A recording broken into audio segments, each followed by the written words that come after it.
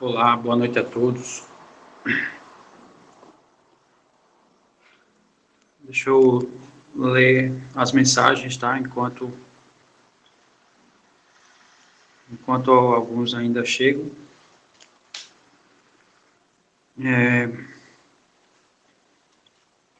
Lauro perguntou se pode mandar um e-mail de uma demonstração que provavelmente ele tenha dúvida, né? Pode sim, fique à vontade. Tá? Manda para o e-mail que tem no Cigarra, tá? Aí o Igor, professor, quando estiver escrevendo expressão LaTeX no Nation, né? Notion, poderia escrever os trechos diferentes em linhas diferentes. Tá ok. Sim. Tá, ok. O ideal é que eu visse os comandos aqui na minha tela, né, só, e para vocês aparecessem só as expressões, né? Já como se fosse compilado.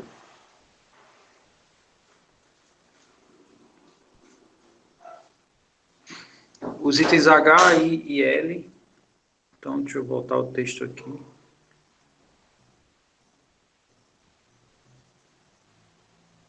H.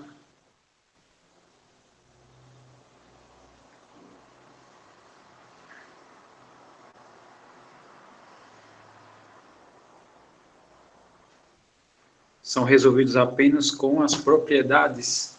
Na verdade, elas são propriedades, né? Sendo que eu sempre procuro resumir ao máximo, né? Eu não sei vocês, mas quando eu pego um teorema que tem, sei lá, 15 frases para você provar, dá logo uma agonia. Então eu procuro resumir e percebe-se que o I e o J, por exemplo, é uma consequência do P3, né? E o H sai facilmente pela definição. Mas nos livros tradicionais, o H, o I e o J são propriedades também.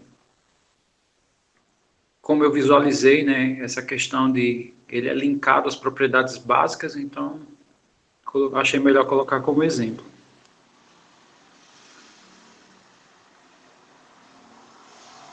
Mas aí você tem dois caminhos.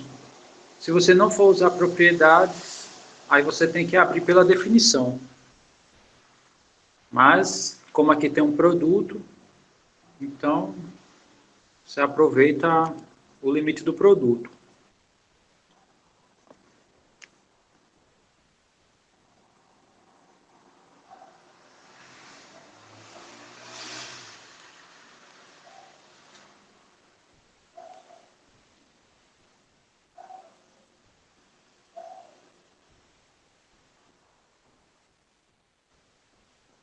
Tá, só não sei se vou olhar agora, tá? O e-mail que Lauro mandou, eu vou dar uma olhada depois. Inclusive, amanhã é a aula de tirar dúvida. Inclusive, eu posso pegar e resolver, né?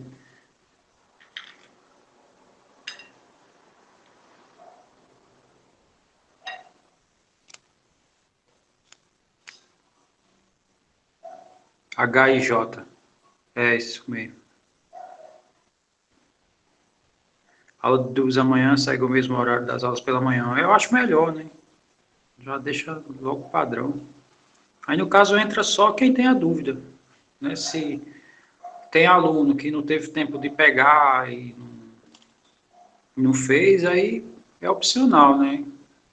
Se quiser, né, não entra. É bom, assim, né, ter mexido e ter aparecido as dúvidas, aí fala. Não.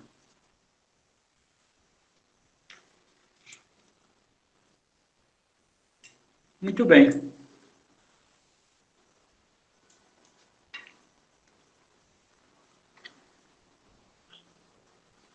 Na noite é aula. A noite é o horário é oficial mesmo. É, muito bem, vamos só... Me relembra onde foi que a gente parou. Foi em Limites no Infinito, se eu não me engano.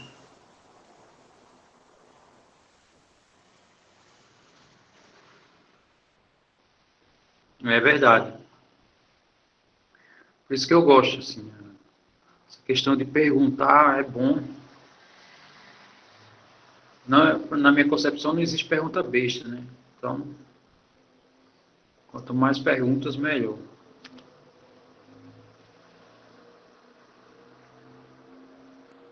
É, se eu não me engano, eu fiz o X pela manhã e fiquei para fazer o Y. Ou eu fiz o Y? Acho que eu fiz o Y também. Era o Z, né? Que eu ia fazer agora à noite.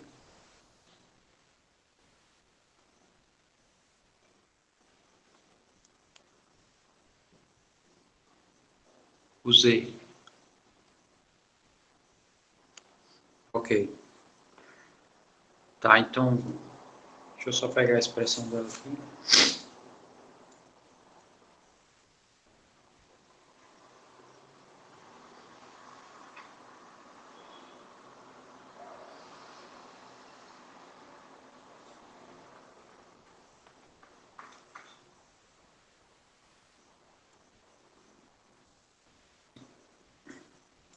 Ah, eu acho que o Z eu fiz mesmo. É, aqui eu coloquei o x ao quadrado em evidência. Na verdade, faltou o A1. É, faltou o A1.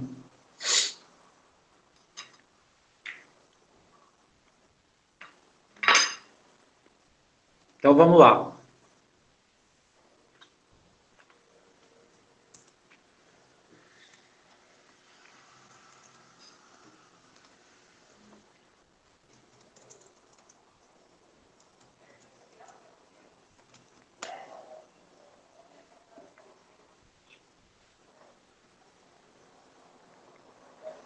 Vamos escrever a expressão.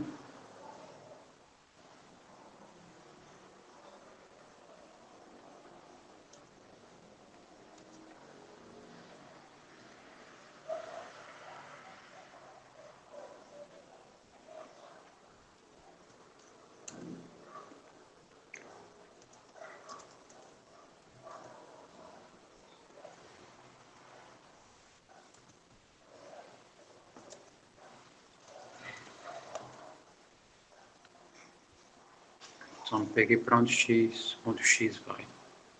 X vai assim, é para o infinito.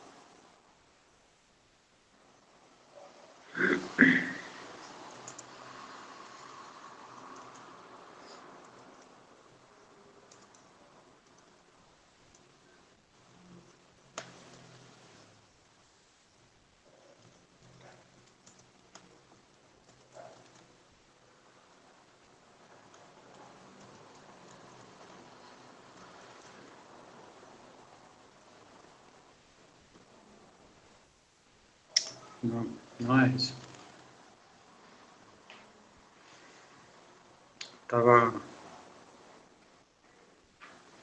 colocando aqui o Z. Não é o Z, é o A1.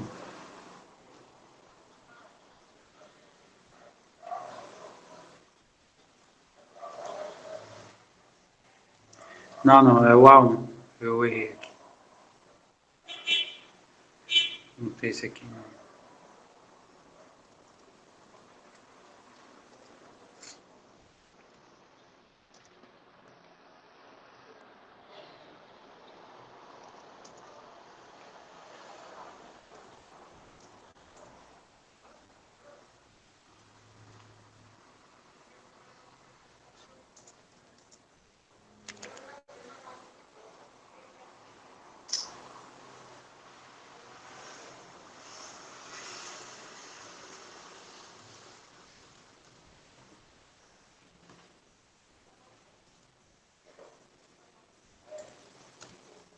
Pronto.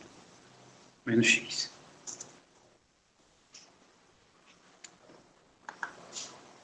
Tudo bem. Então, qual seria a ideia que vocês teriam, né? Sei lá, qual caminho vocês seguiriam se fosse resolver essa questão aí?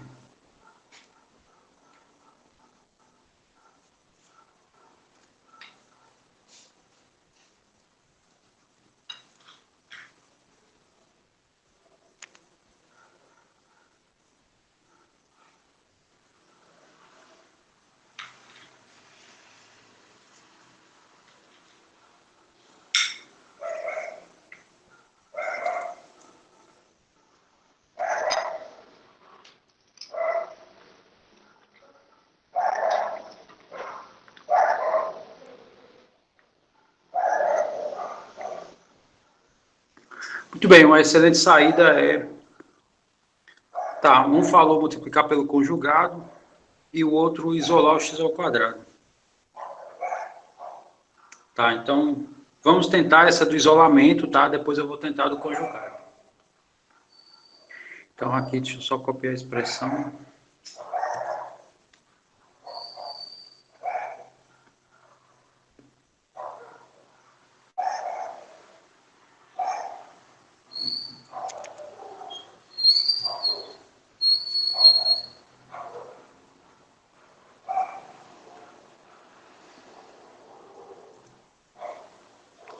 Vou colocar aqui o x ao quadrado em evidência. Então vai ficar 3 sobre... Não, desculpe. 1 mais 3 sobre x mais 2 sobre x ao quadrado. Esse aqui... Tá. E agora?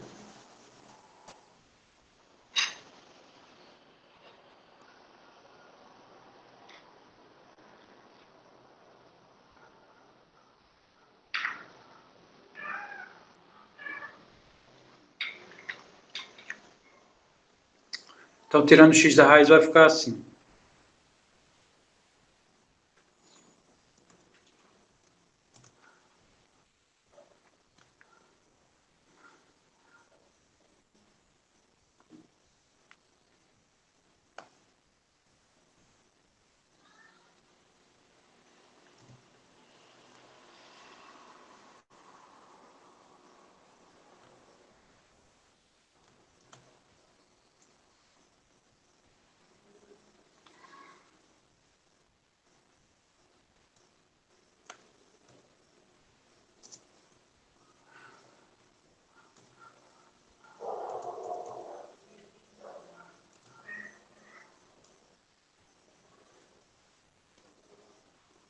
Assim, né?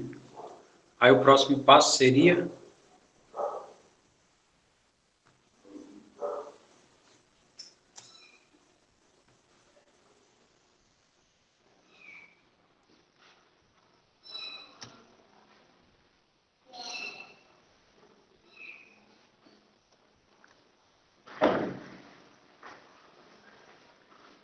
Tá, qual seria o próximo passo? Lembrando que isso aqui é... Não, esse não é meu gato, não, é do vizinho. Espera aí, aqui.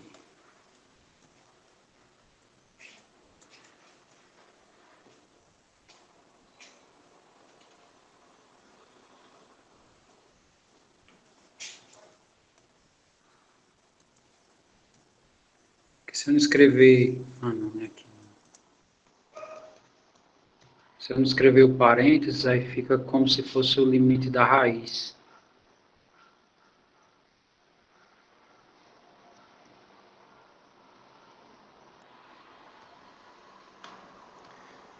Muito bem.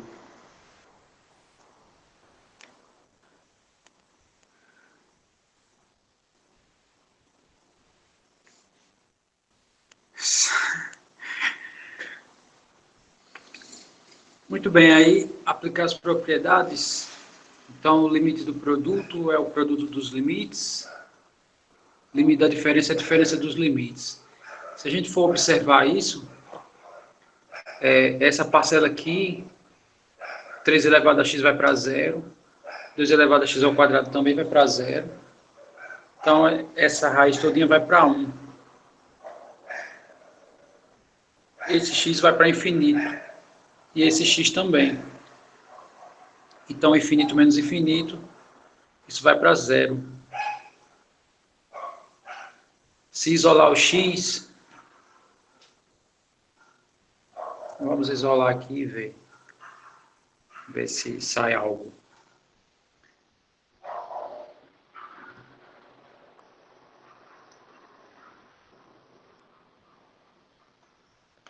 Vamos isolar aqui o... Aqui vai ficar 1, né? Se eu isolar...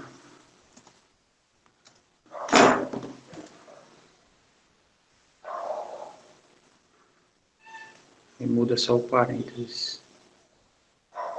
Sai daqui e vem para cá.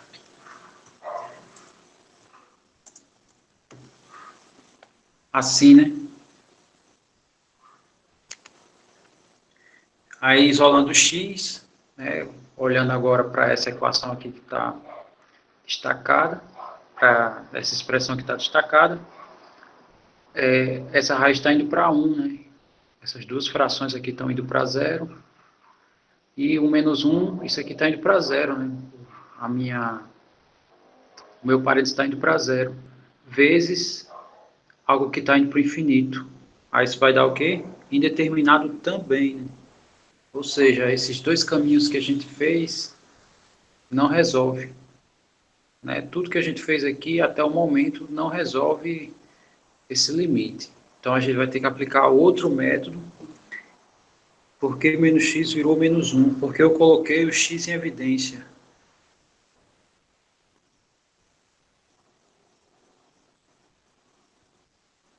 Que tá aqui, ó, ele. Tem o x aqui, tem outro aqui. Ele ficou aqui em evidência, né? Então aqui vira 1. Não pode dar 0. Bom, é aí que tá. Eu tenho uma coisa que está crescendo muito, tem uma coisa que está indo para 0. Aí a pergunta é, tá, e nesse produto, quem é que vai vencer essa corrida, né? Então, não tem como, né? Aqui está indo na mesma proporção que aqui vai para 0, aqui vai para o infinito. Então, não tem como saber. Infinito vezes 0 também é determinado. Então, eu vou aplicar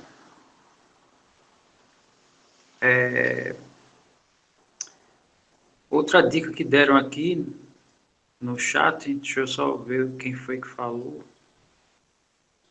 Foi o Daniel Henriques. Ele mandou multiplicar pelo conjugado. Então, vamos fazer isso. Isso, multiplica e divide. Então, eu vou pegar aquela expressão inicial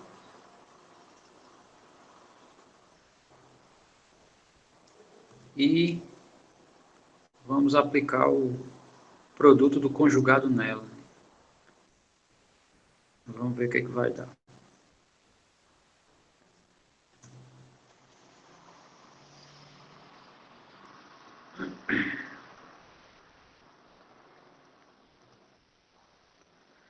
Ok, aí aqui eu vou jogar o conjugado, que é essa mesma expressão aqui.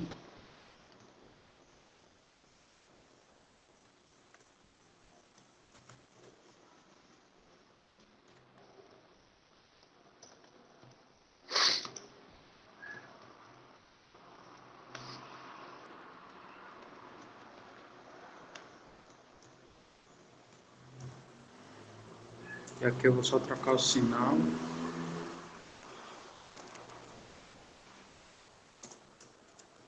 Muito bem, então tá aí o conjugado. Tá, deixa eu só... Ok, e como é que fica esse produto?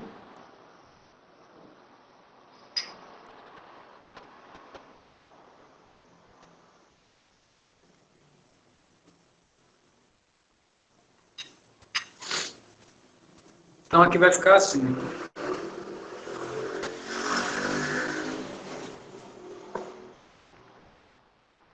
Some a raiz do termo que tem o x ao quadrado, né?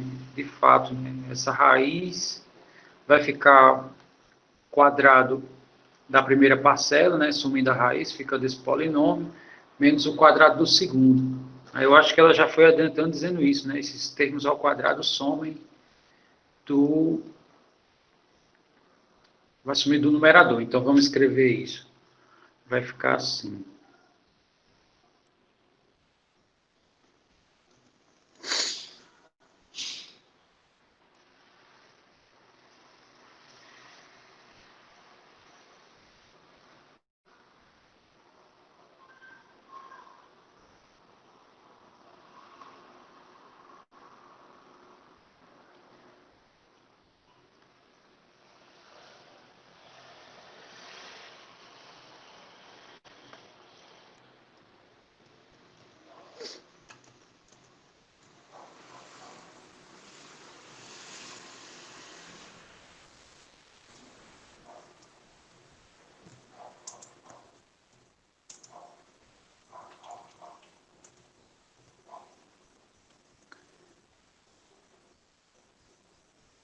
ficar isso, esse termo, esse vai ficar ao quadrado,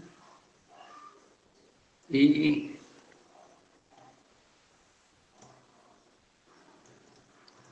no caso vai ser uma fração.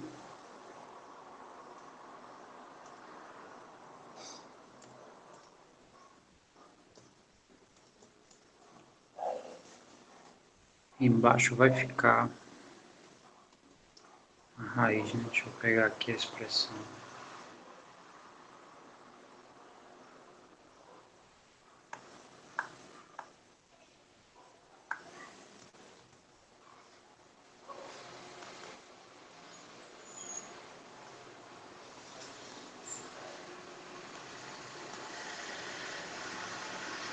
Tudo bem, vai ficar assim, né? Quer dizer, tá faltando só um parênteses.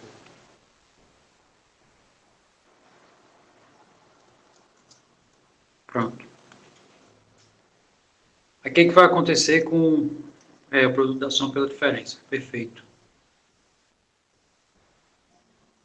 Não necessariamente, né? Aqui, veja que a gente teve que aplicar esse recurso porque todos os que nós aplicamos anteriormente não deram em nada. E a gente tem que fazer alguma coisa, né? Então, essa técnica que a gente aplicou, a gente também aplicou anteriormente. Ok, então, o que vai acontecer aqui? Esses x aqui ao quadrado vão sumir, vai ficar 3x mais 2, e aqui embaixo eu vou colocar o x em evidência, tá? Então, deixa eu pegar a expressão aqui, vamos só alterar ela.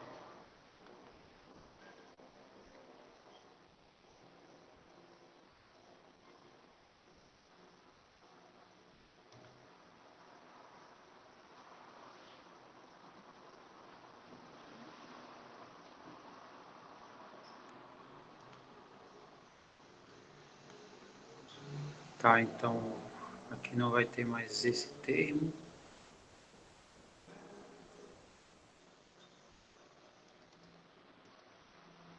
Né? Porque eles vão se cancelar. Nem esse aqui.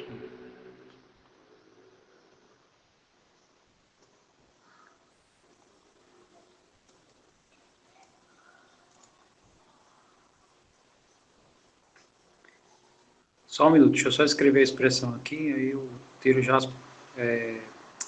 falo já, tiro as dúvidas já. Esse aqui a gente vai pôr em evidência.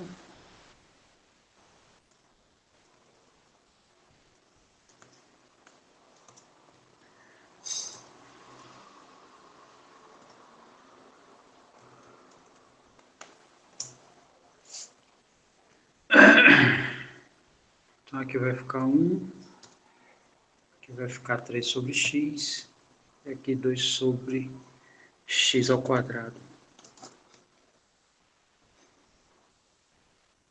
Desculpa, aqui é x. Porque eu estou tirando, deixando... Eu fiz o que a gente fez anteriormente aqui.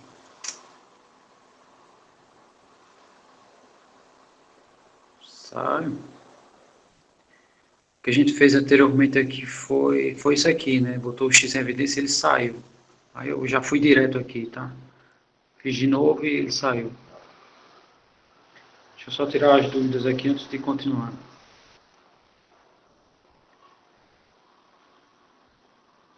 Onde que você não entendeu?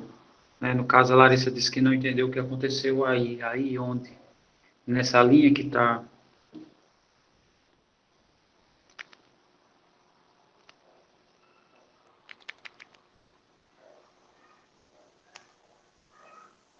que está em destaque.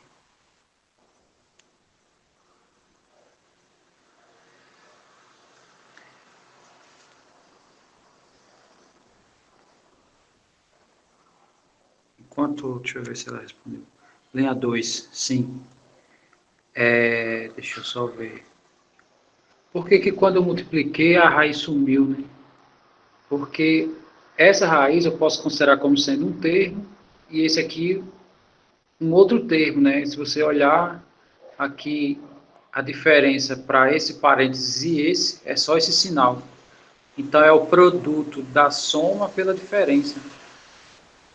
Aí como é que se resolve isso? É o quadrado do primeiro, sendo que se eu elevo a raiz ao quadrado, some a raiz, né? Que ficou esse termo aqui. Menos o quadrado do segundo, que apareceu aqui. Produto notável, exatamente. Aí o de baixo eu repeti aqui, né? Porque o de baixo não tem. O denominador aqui é 1, né? Quando não tem. Vezes qualquer coisa, dá qualquer coisa. Tranquilo, né? Gabriel também, deixa eu só ver. A maioria das vezes que tiver uma raiz seguida de uma soma ou subtração, uma boa saída é usar o conjugado. Ótimo. Muito bem, aí aqui cancelou esse x2 com esse x2, né? Ficou assim. Aí qual seria o próximo passo agora?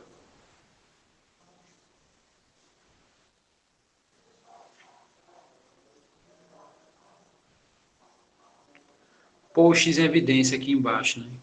Muito bem, então vamos fazer isso.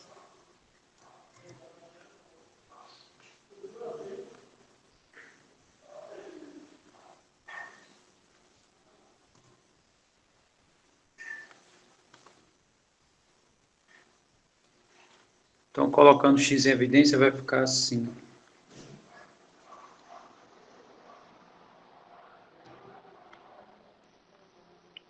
Vamos ver, colocando x em evidência, esse aqui vira 1. E esse aqui... E aqui fecha o parênteses.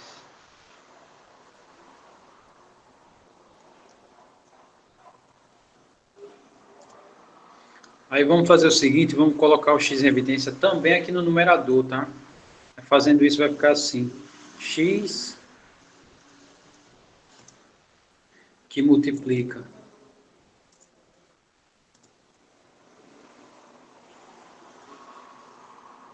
Vai ficar só o 3 aqui e aqui sobre x. Vamos só ver como vai ficar.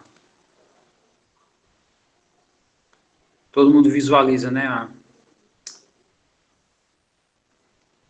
A maneira que eu coloquei em evidência de ambos, né? Tanto do numerador como do denominador.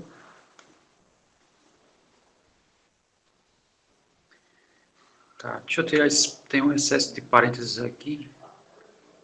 Só tirar isso. Aqui. E aqui. Ótimo. Aí qual é o próximo passo? Bom, o próximo passo é cancelar o x, né? Tem x no numerador e x no denominador. Então vamos fazer isso.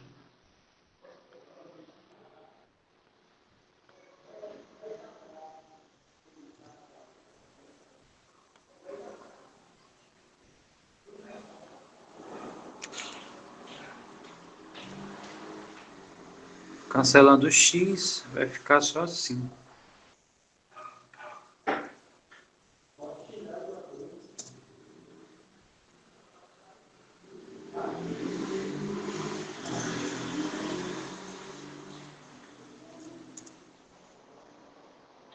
Muito bem. Aí agora a pergunta é, se eu aplicar o limite aqui, vai dar alguma indeterminação?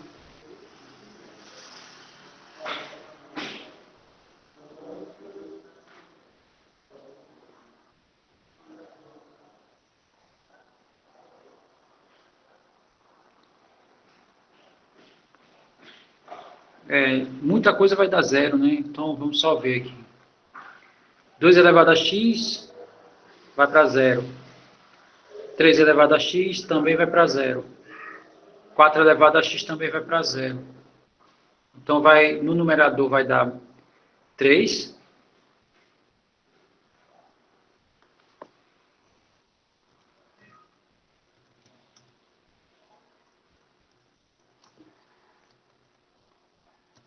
E no denominador vai dar, vamos ver, aqui vai zerar aqui e vai zerar aqui, vai ficar raiz de 1. Raiz de 1 é 1. Somado a 1 dá 2, que é... Aí acabou. Tá ok? Deixa eu só ver se eu fiz aqui no caderninho. Esse aqui fiz, né? Fiz, mas aqui na verdade eu fiz de um jeito que botei a interrogação no ar para fazer a discussão, tá? E aqui a gente já fez tudo. Nesse aqui a gente já fez tudo. Aqui foi a tentativa, né? Para quem está chegando agora, nós pegamos o item A1, foi calcular esse limite. Aqui foi a nossa primeira tentativa, né? E quando a gente chegou aqui, viu que não ia dar em nada, ia continuar dando indeterminação. Isso significa que isso podia ser qualquer coisa. E aqui foi o segundo caminho, né? A partir daqui, multiplicar pelos conjugados respectivos, na verdade por um só. Aí a gente foi desenvolvendo e deu isso aí. Tudo que eu fiz? Você quer a repetição de tudo que foi feito nesse exemplo?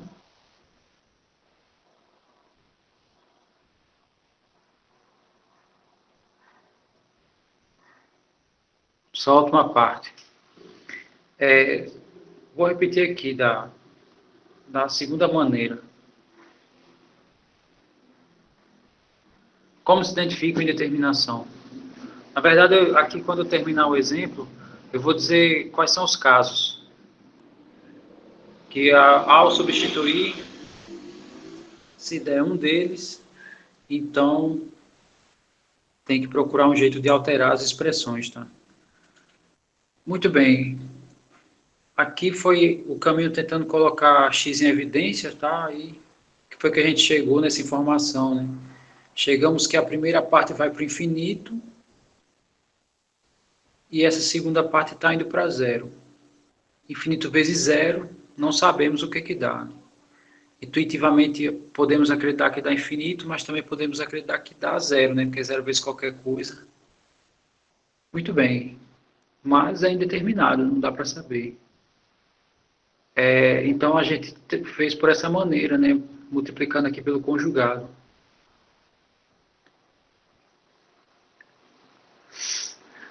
Muito bem. Aí multiplicando pelo conjugado, né? Eu estou considerando que um termo é a raiz e o outro é só o x. Então eu só fiz trocar de sinal aqui. Aí esse numerador com essa expressão, né? O quadrado da raiz some a raiz, fica só os elementos de dentro da raiz, menos esse segundo termo aqui ao quadrado. Com isso, esse x ao quadrado cancela com esse, sobra só essa função afim, né? Essa expressão de função afim. E aqui embaixo eu coloquei esse x ao quadrado em evidência e extraí ele da raiz, né? Ficou aqui só o x.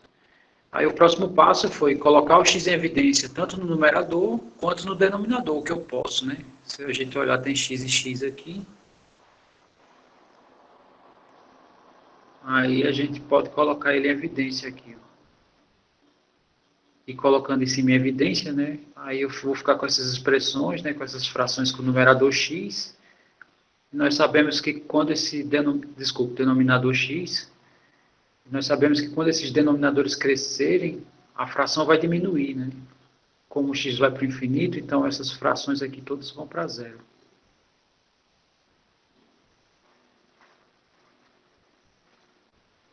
Eu tive já a dúvida do Eduardo. Deixa eu só concluir aqui. Aí esse x eu posso cancelar com esse e aplicar, né, o limite. Aplicando o limite, 2 sobre x vai para zero, 3 sobre x vai para zero, 3 sobre x ao quadrado também vai para zero. Vai sobrar 3 no numerador, vai sobrar 1 dentro da raiz e vai sobrar esse 1 aqui, que no caso é 3 sobre 2. Deixa eu ver a pergunta do Eduardo. Não ficou claro para mim o que aconteceu com o resto da raiz quando o x sumiu. Quando o x sumiu. No caso, dessa linha aqui que você está falando? Então,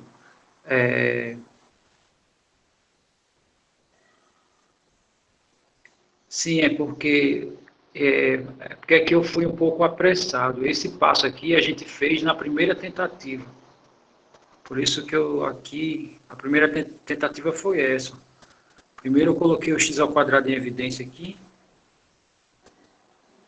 aí ficou essa expressão dentro do parênteses, né? Aí a raiz de x ao quadrado é x. Lá eu já fui, né, aplicando direto isso porque a gente já tinha feito isso aqui.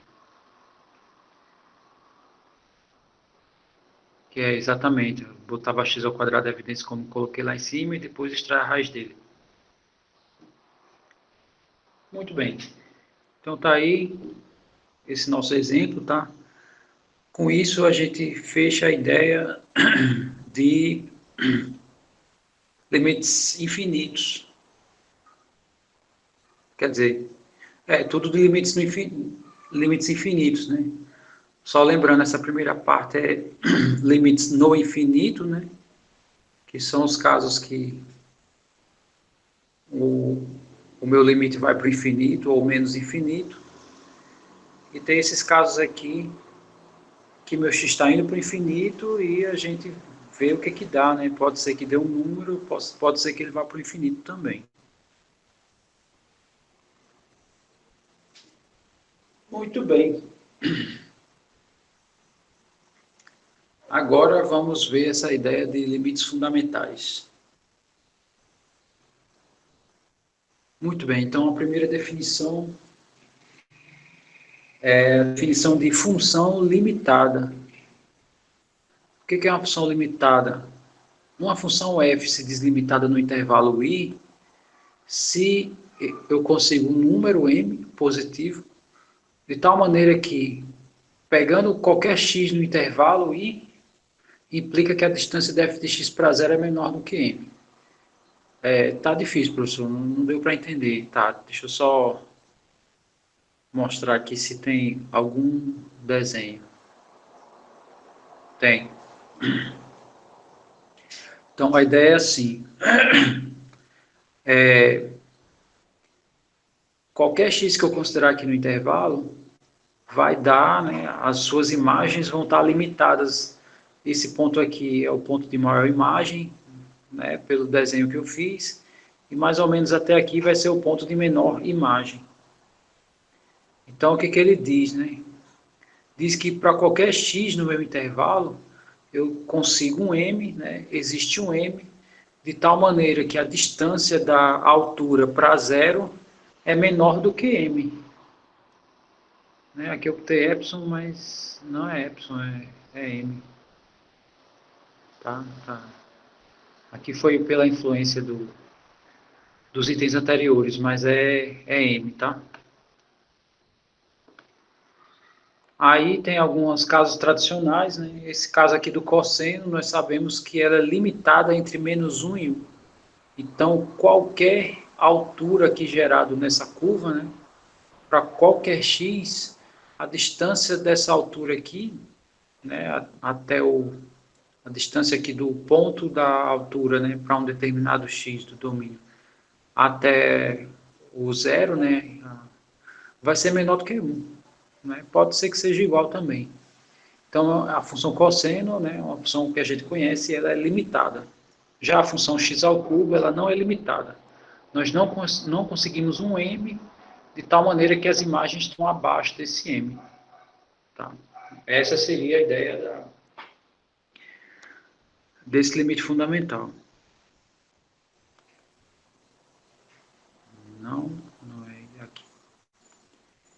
Muito bem. Aí, o exemplo, né, a função cosseno é limitada, né, para todo o domínio dos reais, né, e o g de x igual a x ao cubo, ela não é limitada para o mesmo domínio. Tá? Se eu considerar os dois domínios lá, eu desenhei só um pedaço, mas vale para todos os reais. Aí tem o teorema 2.8.1, que diz o seguinte: se existe o limite de uma função, né, quando o domínio se aproxima de um determinado ponto, né, para A e B números reais, quaisquer, então eu consigo um intervalo aberto tal que a minha função é limitada dentro desse intervalo. F de x são as alturas. A imagem é o f de x. Isso. A imagem pertence ao contradomínio e o f de x, como é a imagem, ela pertence ao contradomínio. Pode observar, tem funções que não geram imagens em determinados intervalos. Por exemplo, essa função cosseno que eu desenhei, o contradomínio aqui do cosseno pode ser os reais, se eu quiser, sem problema nenhum. Mas o meu f de x, né, que são as minhas imagens, limita no meu intervalo de menos 1 a 1. Muito bem. Tá, deixa eu só ver aqui a ideia do teorema.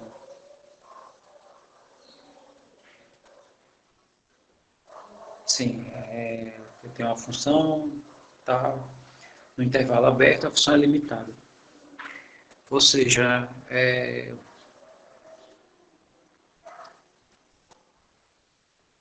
tá, vamos fazer isso aqui. Primeira coisa, né, como é que a gente abre esse limite? Eu acho que tudo está, a base todinha, né, já que ele diz se, aí diz essa informação, então ela é premissa, né, do nosso teorema, significa que a gente supõe que ela é verdadeira, né? Tá, como é que a gente abre esse limite?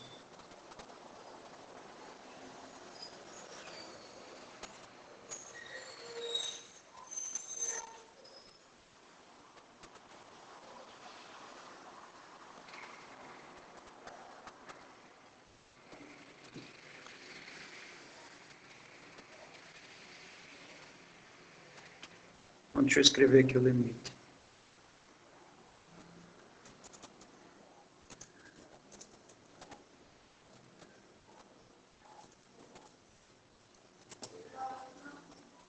X está indo para A.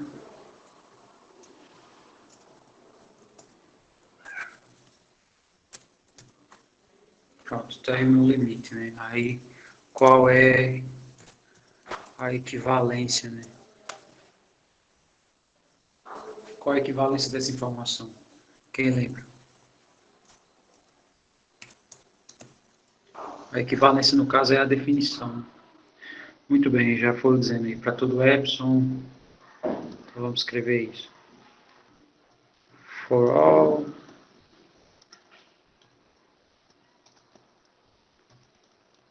para todo epsilon maior que zero, existe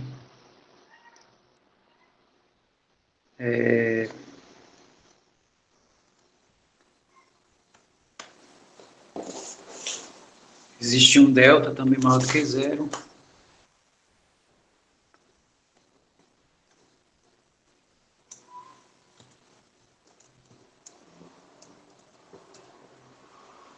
Tal que a distância é de x para A, quando for menor do que delta,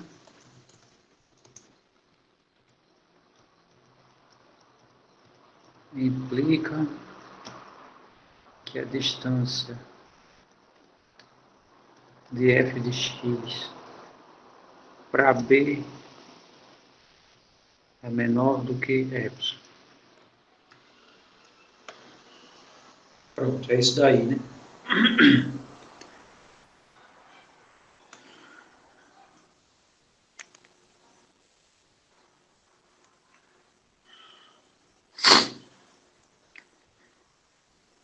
Muito bem. Então, essa é a definição. Tá. Vamos só ver o que o teorema quer e o que a gente precisa fazer. Então, o teorema diz que eu consigo um intervalo I aberto, tal que o meu F é limitado nesse intervalo. E vamos olhar a definição. Quando é que uma função é limitada? Quando x pertencer a um intervalo, implicar que a distância da minha função para zero é menor do que um certo m. Eu consigo um m, tenho que mostrar que eu consigo um m, onde isso aqui acontece. Muito bem, então aqui a questão toda é só reescrita.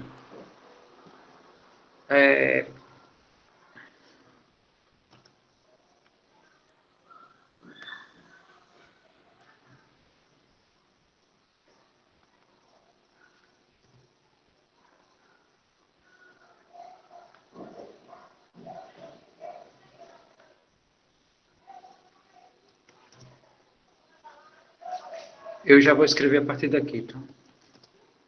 Eu vou tirar a definição. Então,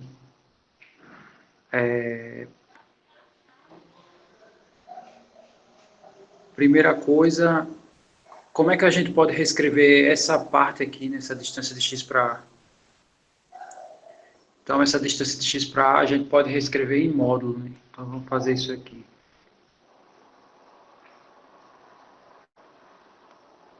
Isso aqui a gente pode dizer que é o módulo de x menos a. Da mesma forma, aqui, essa distância aqui, a gente pode dizer que é o módulo de f de x para b. Não é assim? Aí, outra coisa, a gente pode abrir esses módulos aqui. Então, vamos abrir os módulos.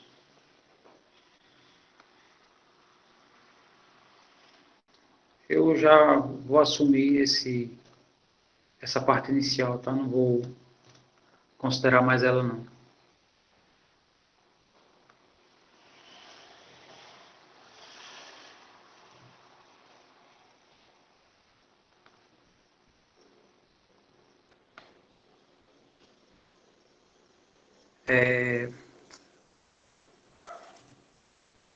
Então, esse intervalo aqui a gente pode dizer que pode escrever ele assim.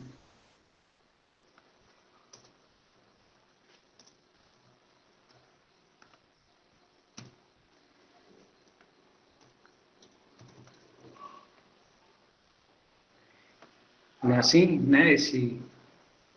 Quando está em módulo, significa que ele está entre menos o valor e o valor, né?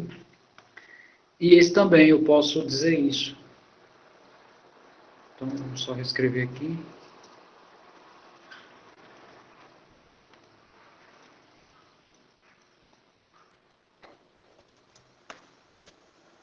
Muito bem. Outra coisa que a gente pode fazer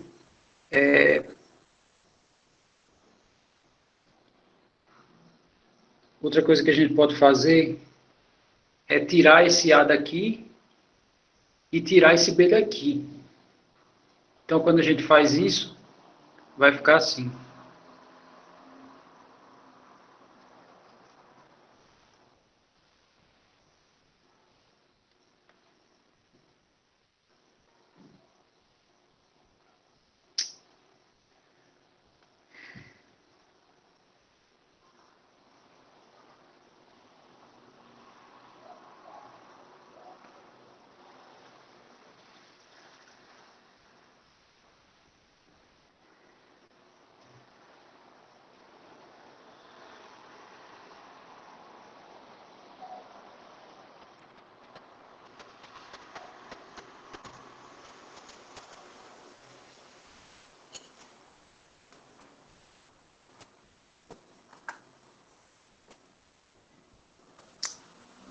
Pronto, agora foi aqui.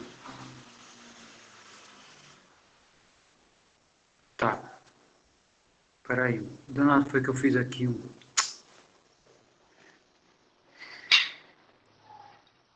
Peraí, só um minuto, tá?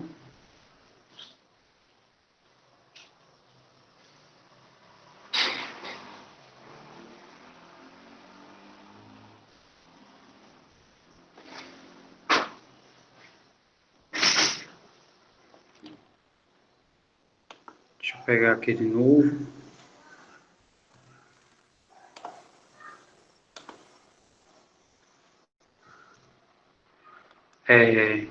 Somando o A aqui nas três parcelas, vai ficar assim.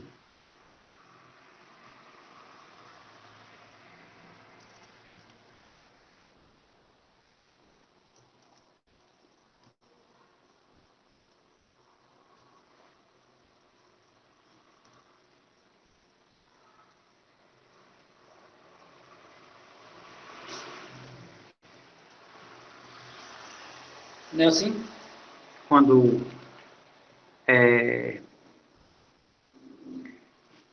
Quando a gente soma o A aqui nas três parcelas e quando a gente soma o B aqui nas três parcelas, então significa isso daqui, né? Meu x ele fica entre A menos delta e A mais delta, e meu f de x ele fica entre B menos epsilon e B mais epsilon. Ok. Então, eu ainda posso escrever isso assim.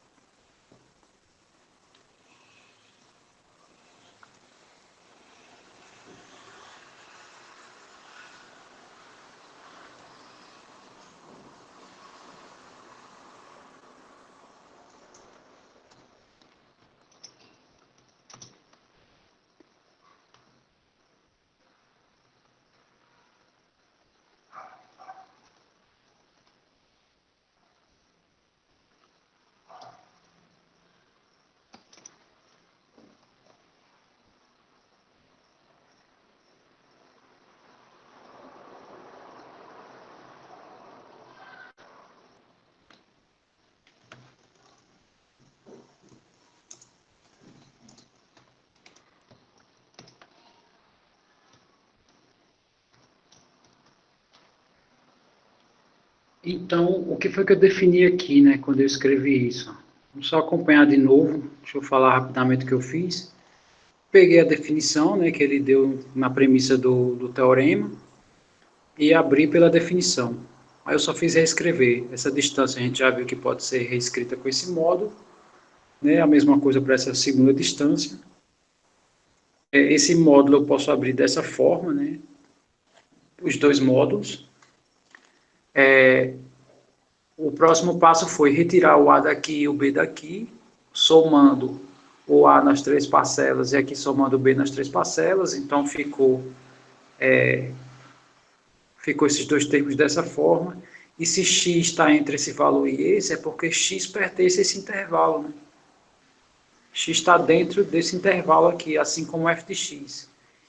Ok, o que foi que eu escrevi aqui, né? Onde foi que a gente chegou dentro do teorema? Então vamos só ler o teorema e ver o que aconteceu, né? Então, se esse limite acontece para A e B reais, então eu consigo um intervalo, né? Um intervalo aberto, tal que a minha função f é limitada dentro desse intervalo. Pela nossa escrita, o f ele pertence a esse intervalo, né? Pergunta, o f é limitado?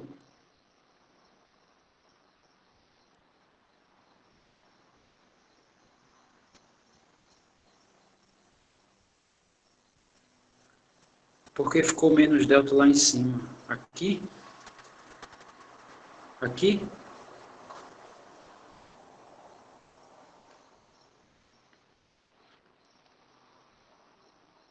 Isso, ele é limitado porque está dentro do intervalo, né? B é um número real que o teorema deu, né? Aqui não. B é um número real. Daí, B menos epsilon e B mais epsilon também são números reais e epsilon é pequeno, ou seja, o f está limitado dentro desse intervalo. Sendo que ele diz assim no início. Eu respondo já as perguntas, tá? Ele diz assim, então existe um intervalo aberto, no caso, o intervalo no meu domínio. E quem é esse intervalo? O meu intervalo é esse daqui, né? É o intervalo que vai de A menos epsilon até A mais epsilon. É, exato, seria limitado porque está dentro do intervalo.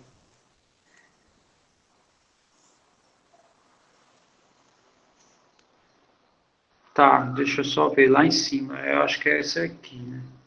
Eu acho que o que ele está perguntando é por que que essa escrita virou essa? Essa é a pergunta. É isso que o Gabriel está perguntando isso. Bom, a ideia aqui é assim. Todo mundo, considerando isso, né? Eu sei que você não entendeu isso, mas considerando isso, deu para entender o resto da demonstração?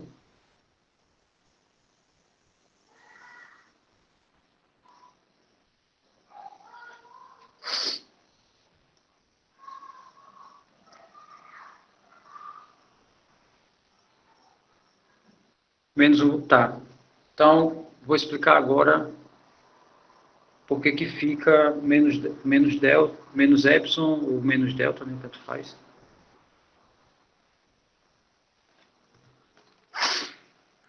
Então, vamos ver aqui, esse aqui. Ó, eu vou escrever aqui uma expressão, por exemplo, módulo de A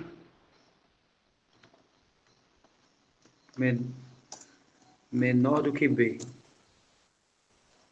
Aí, o que que significa? O que que significa? Eu vou usar essa setinha assim, tá? Aqui eu estou escrevendo vai, mas na verdade é implica, tá?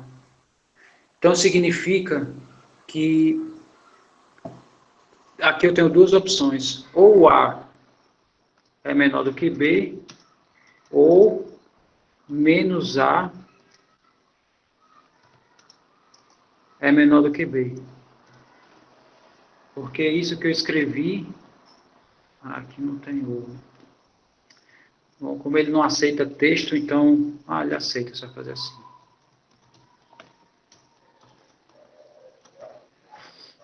Oxi. Ele não aceita não. Então, como ele não está aceitando o texto, eu vou usar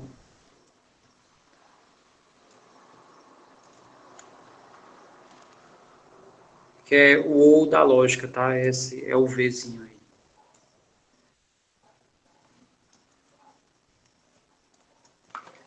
Tudo bem até aí?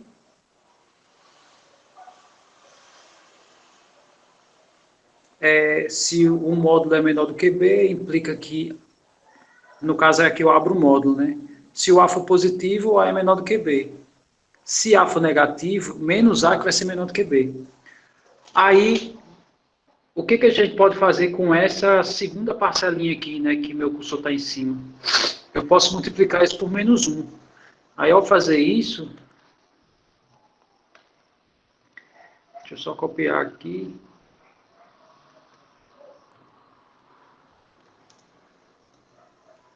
A primeira parte não vou alterar nada, né? Porque assim, né? Ambos têm sinal de mais, né? Não necessariamente eles são positivos. E essa segunda aqui, essa segunda eu vou alterar o sinal dela, né? E multiplicando tudo isso por menos 1, aqui vai ficar A, aqui vai trocar o sinal e menos B. Então, o que que eu estou dizendo? Que o meu A, né, aqui no meu cursor, o meu A ele é menor do que B, ou A é maior do que menos B. Escrevendo isso aqui de outra maneira, vai ficar assim.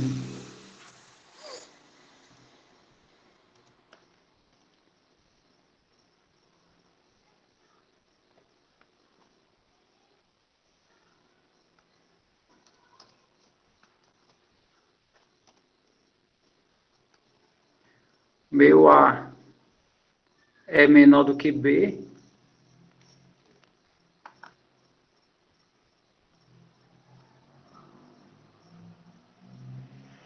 ou o meu A é maior do que menos B.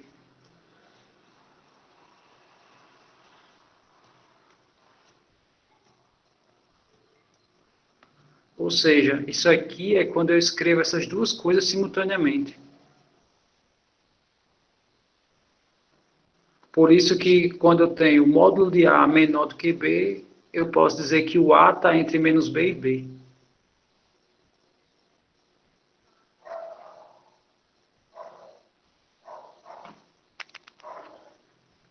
Que foi justamente o que eu fiz aqui, né? Esse módulo aqui, eu reescrevi ele assim, e esse também eu reescrevi assim. Aí ficou com cara de intervalo, né?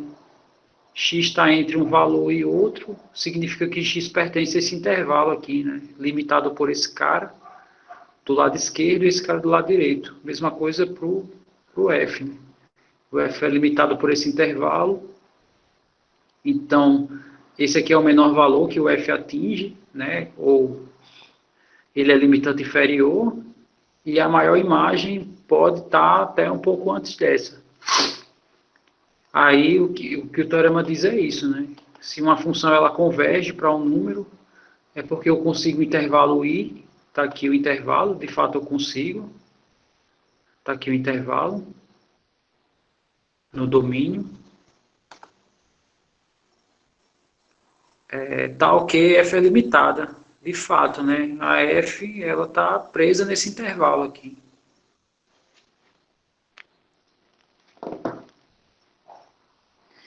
Qual o nome desse teorema que você escreveu em lógica? Que teorema?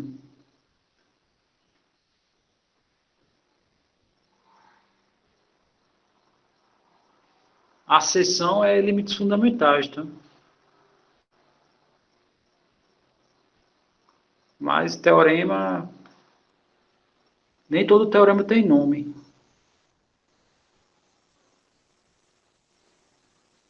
Sim, isso que eu fiz aqui embaixo,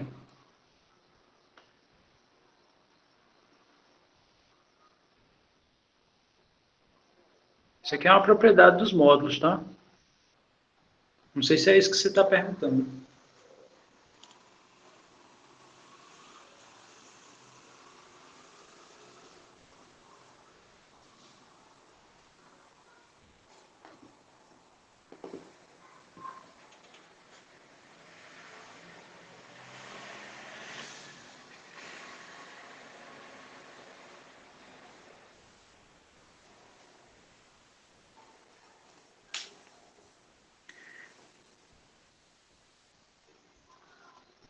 É isso. É só uma observação sobre o conceito de módulo.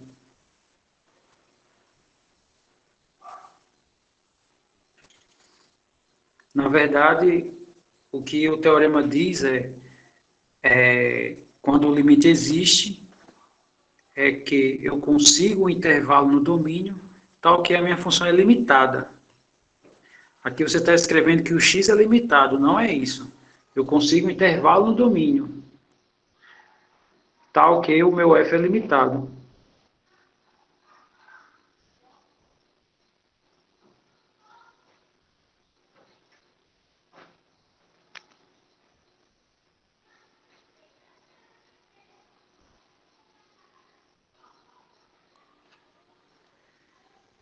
Tudo bem? Eu posso continuar?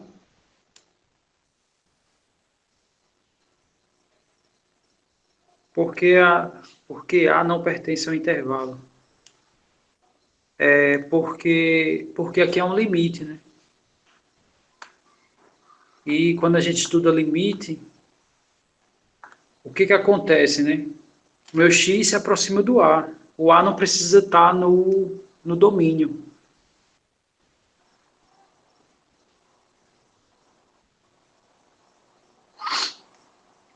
Quando estuda limite, a intenção é essa, é o elemento, né, que a minha variável está se aproximando, é que ela não esteja no domínio.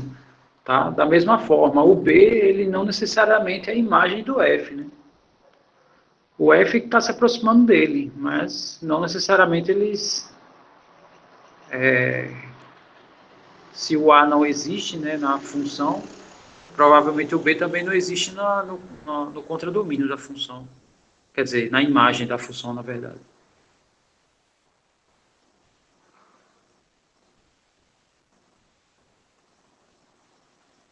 Deu para entender, Isaac?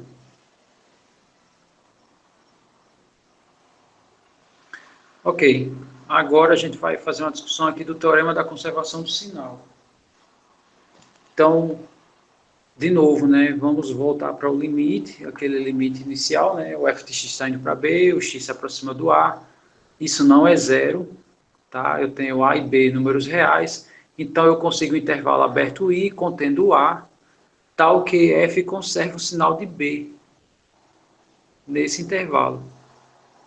Aí, essa demonstração já faz praticamente isso, né? Se a gente voltar um pouquinho aqui, então a ideia é a seguinte: x está limitado por esses dois valores, né? São valores pequenos, né? Na verdade o a está bem próximo do x. Aí o que que acontece? Imagine que esse b é positivo. B menos epsilon vai ser negativo?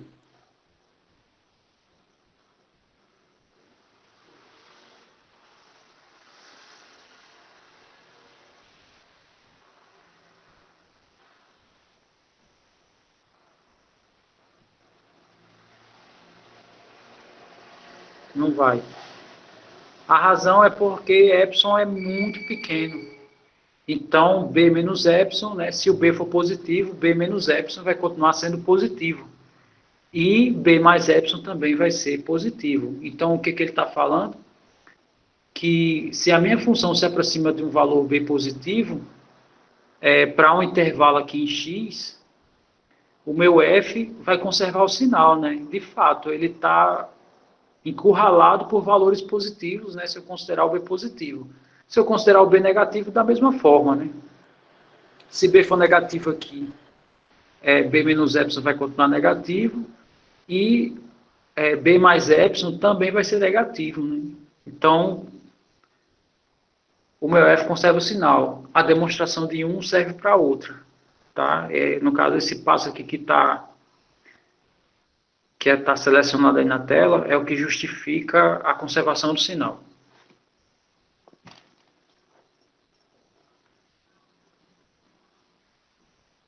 Ok.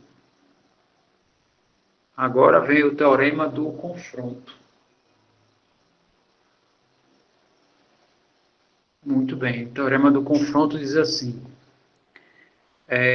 o limite de uma função h é igual ao limite da função g num certo ponto b, tá?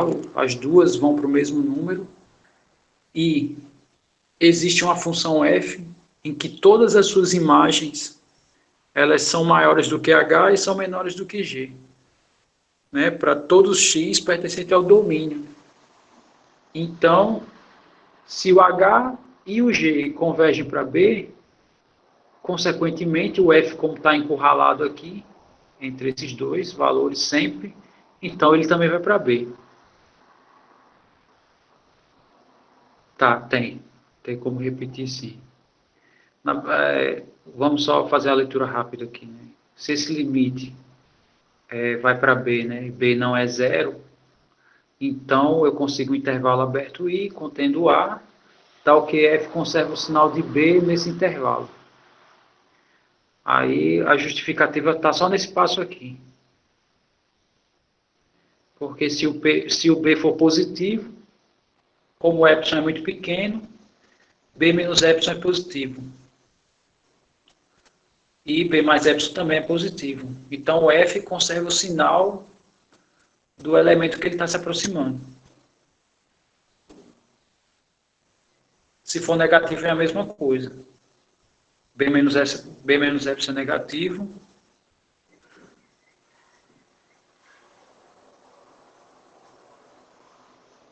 A última, o que você ouviu?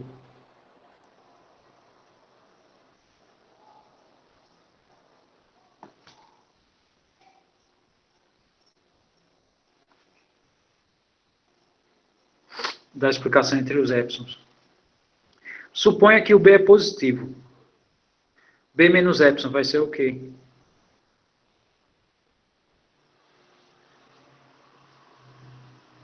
Aí a razão disso, epsilon é pequeno. B mais epsilon também vai ser positivo. Mas o f de x não pertence a um intervalo onde seus limitantes são positivos, então significa que o f também é positivo, nesse intervalo. Né? Quando x estiver nesse intervalo, o meu f vai ser positivo se o b for positivo. E se meu f for negativo, né, esse intervalo vai ser negativo. B é negativo, menos epsilon vai dar negativo, epsilon menos b, né, que é o que vai acontecer aqui, vai ser negativo também. Então, quando x estiver nesse intervalo, meu f vai ter o mesmo sinal do b. É isso que ele quis dizer. E aí, ajudou, melhorou, piorou? Diga aí para mim.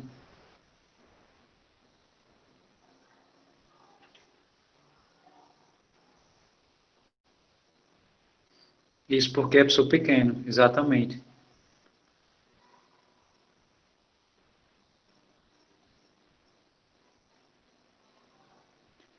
Ok, aí aqui eu também, né, fiz aqui. Aqui eu só faço os comentários, né? Eu só fiz comentar, tá? A demonstração mesmo tá aqui, né?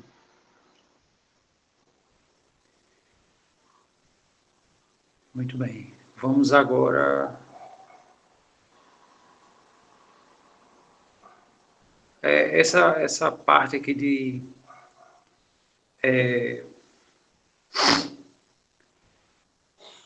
limites fundamentais volta um pouco a ser teórico, né? Bem teórico essa parte aqui. Então, para não ficar tão maçante, eu vou demonstrar até o teorema do confronto, tá? E vou encerrar a aula por hoje. Tá ok?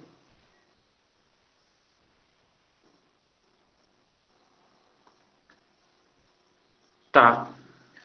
Porque no, depois dele, né, aí tem outro teorema que a gente vai demonstrar. Aí depois que entra para os teoremas nas trigonométricas, aí eu vou deixar para amanhã, tá? Eu sei que amanhã de manhã tem dúvida, amanhã à noite eu volto para esse teorema e faço e continuo aqui na parte de senos e da exponencial, tá? Muito bem. Então o teorema do confronto, né, como já foi lido, né, de novo, né, x se aproxima de A, tanto H como G se aproxima de B, mas tem um F que está sempre entre o H e o G. Né? Deixa eu só repetir, né? X se aproxima do A, tanto o H como o G se aproximam do B. Existe um F que está entre G e H. Então, o limite do F só pode ser B, né? Se esse cara vai para B e esse cara vai para B, então esse aqui, que está entre eles, também vai para B. Isso aqui também é chamado teorema de sanduíche, tá? Esse teorema aqui do confronto. Muito bem, então vamos à discussão dele aqui. Primeiro, a gente vai abrir o limite do, do G. Para abrir o limite do G, eu vou considerar, a gente já conhece bem, né, essa coisa de, vou abrir esse limite aqui, né, o limite do H, depois o limite do G. Vou aproveitar uns passos que eu fiz aqui anteriormente e vou, tá aqui, ó, esse limite aqui, eu vou só mudar os termos.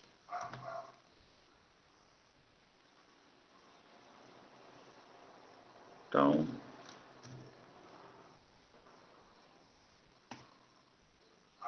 sendo que no caso aqui eu quero o H, né? Então aqui eu vou escrever H.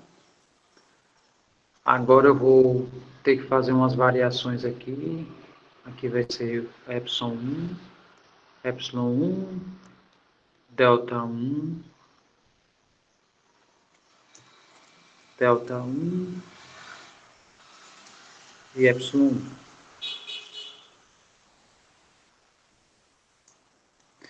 Sim, posso. Inclusive amanhã de manhã, né, como é aula de dúvida, posso também falar lá, tá? Se quiser. Mas, tudo bem, terminando aqui eu falo. Ok, essa é a definição para o H, né? Agora vamos escrever a do G.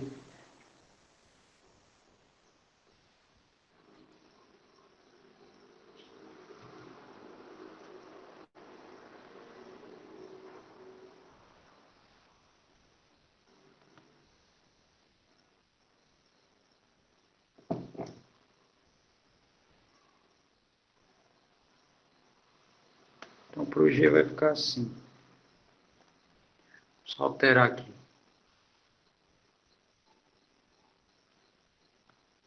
CG. Aqui vai ser 2. Aqui 2. 2 também.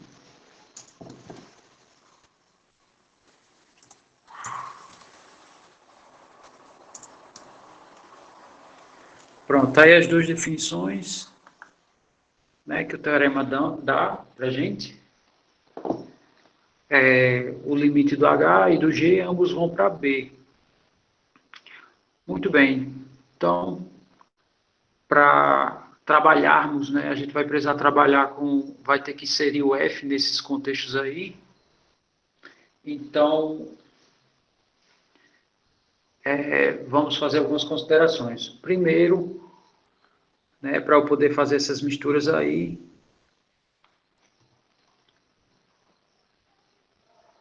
eu vou primeiro considerar que meu delta é igual ao mínimo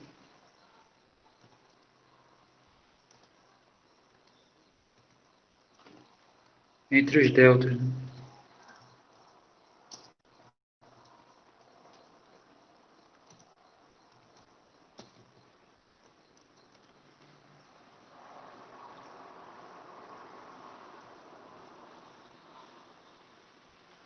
Isso a gente já viu anteriormente, tá? Que se eu pego o menor desses dois valores aqui, né, desse delta e desse delta, significa que o x vai se aproximar uniformemente para as duas, e eu vou garantir que tanto o h como o g vão se aproximar do b, tá? Essa é a chave, né? É esse delta aí.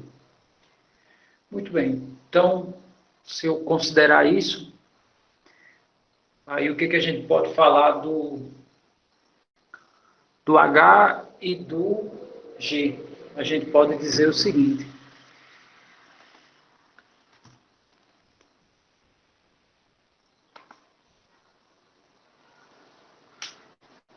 Já vou logo direto, já que a gente aproveitou essas escritas que fizemos anteriormente, eu vou aproveitar aqui.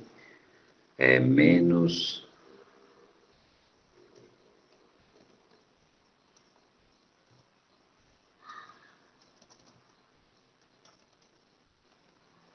menos epsilon 1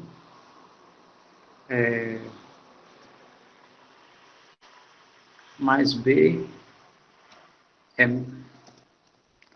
é menor do que h de x, e isso aqui é menor do que epsilon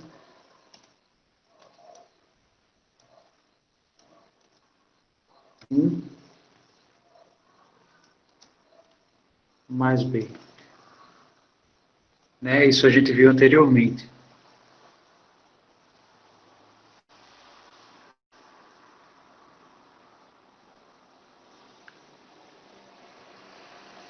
E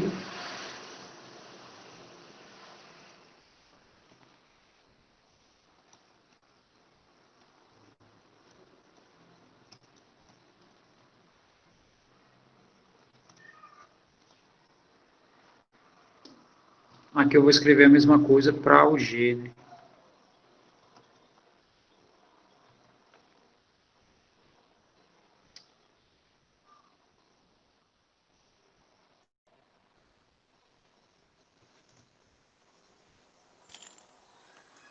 Só ajeitar aqui. G, aqui 2, E aqui 2.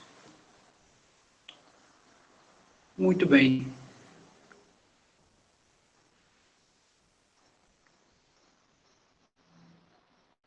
Ok. Então, o que a gente pode dizer? É,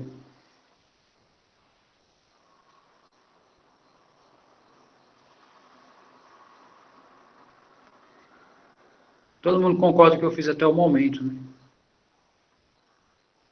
No caso, eu só escrevi o H encurralado, porque eu fiz isso daqui anteriormente. Deixa eu ver aqui se eu... Isso aqui, ó. Se a distância é menor do que epsilon, significa que o x está entre esses dois valores e x está nesse intervalo. Tá delta 1 e delta 1? Peraí. O mínimo de delta é delta 1, não sei. Pode ser. No exemplo gráfico que eu mostrei anteriormente era o delta 1, mas no geral, não necessariamente. Muito bem. Agora, o que a gente pode, o que eu posso afirmar, né? Não sei se vocês concordam. Eu posso afirmar o seguinte: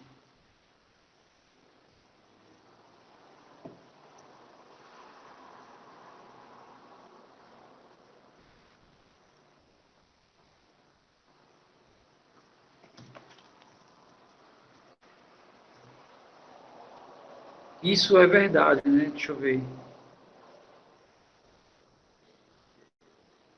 Ah, eu apaguei um passo.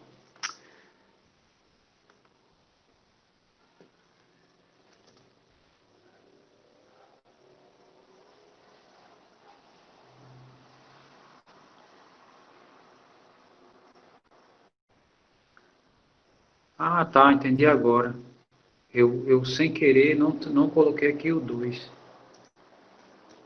Ah, tá, obrigado. O mínimo entre delta 1 e delta 2, tá, obrigado.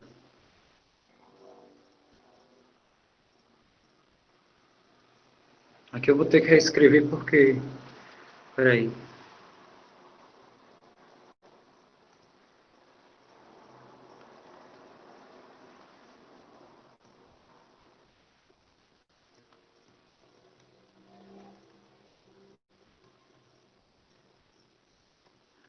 Apagar isso aqui.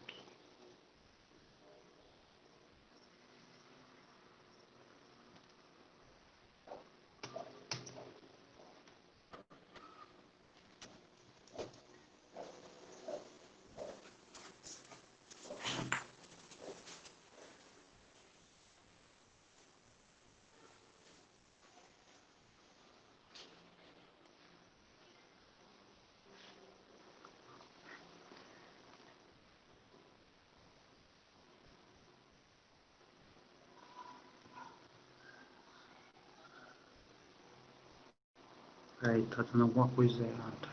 Isso aqui.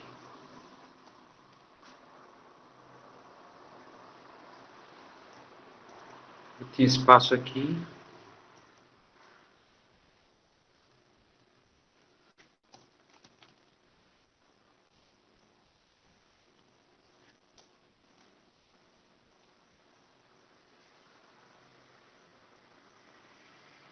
Era isso, né?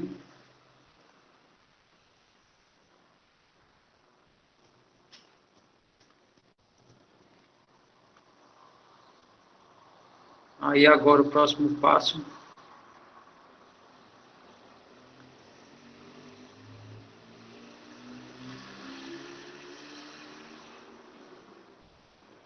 é o seguinte.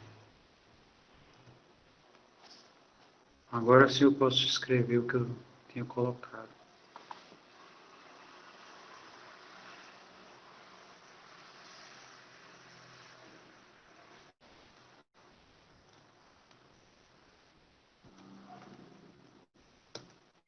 Bom, todo mundo visualiza o que eu fiz até o momento?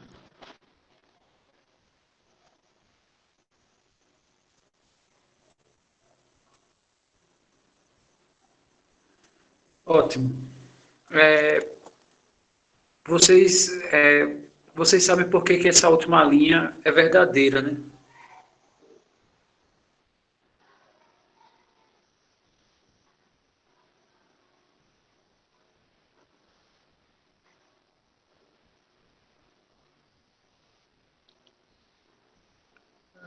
Porque epsilon é igual a epsilon 2? Não necessariamente.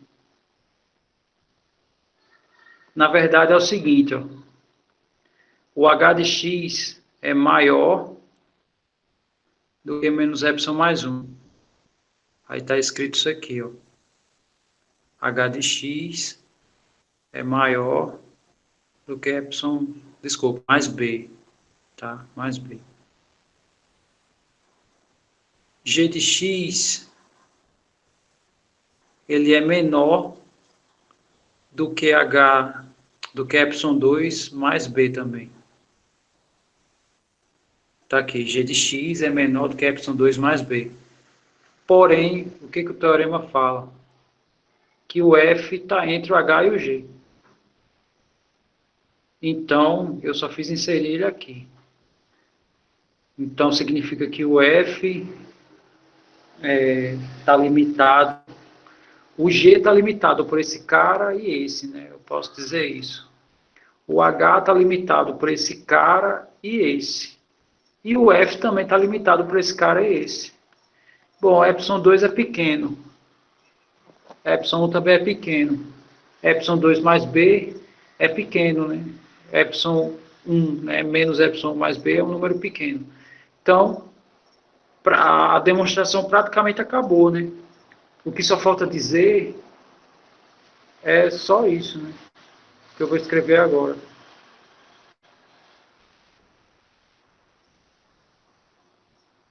Que é considerar que o epsilon 1, não, menos epsilon não, epsilon 1 é igual a epsilon 2.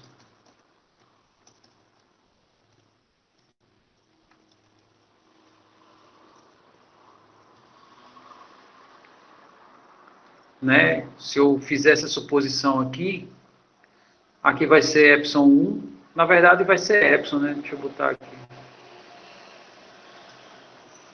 Isso é igual a epsilon.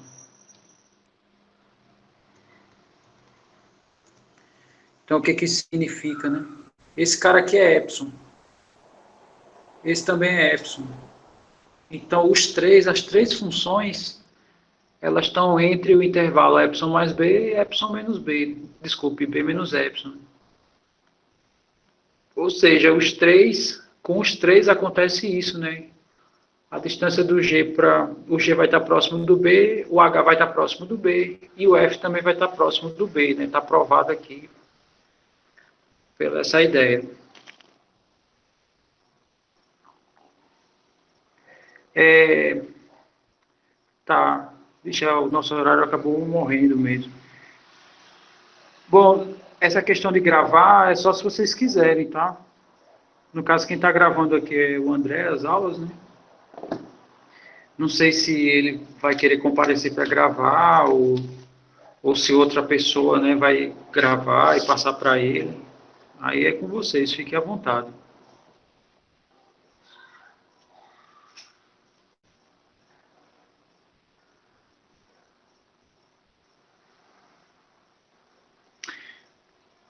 Pois bem, tá, ó, ele já confirmou que vem, então amanhã a aula também vai ser gravada, tá? Quem alimenta o YouTube é o André Filho. Isso. Pois tá, gente. Eu vou liberar vocês, tá?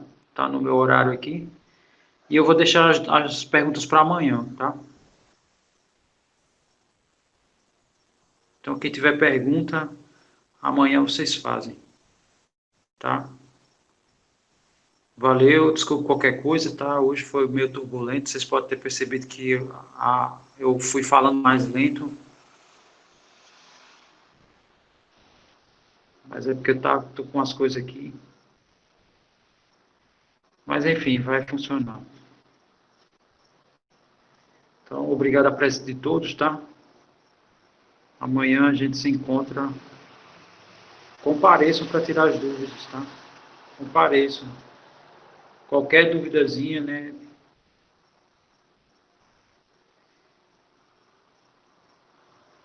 Obrigado a você, Débora. Boa noite para vocês.